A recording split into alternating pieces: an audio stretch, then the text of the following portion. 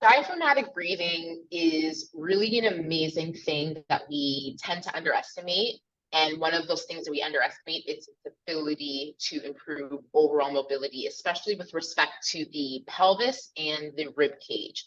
Because when that diaphragm contracts, that allows you to take air in. The diaphragm is a muscle, it contracts. And then upon its contraction, when we inhale, the rib cage expands. And a lot of issues that we see with respect to back pain and SI joint issues where it's restricted or limited shoulder mobility or just trying to improve your golf swing, it's not necessarily the site, it's not necessarily the shoulder that's been the injury, it's that the bones that are attached to the shoulder, for example, the ribs itself are restricted because the ribs also need to move upon inhalation. So if we don't have good inhalation, we don't have good rib cage mobility, thus everything attached to the rib cage will also be limited in mobility. So with my clients, when they're trying to improve their overall mobility, improving their overall posture, one of the first things that I look at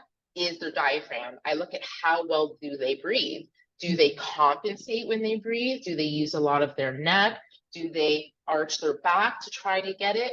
When we really need to be using the diaphragm alongside our other core muscles to have nice 360-degree expansion, the way that it's designed to function. It's supposed to help us with breathing, but also the diaphragm also helps us with good posture. So it's a very, very overlooked area in terms of improving overall joint mobility.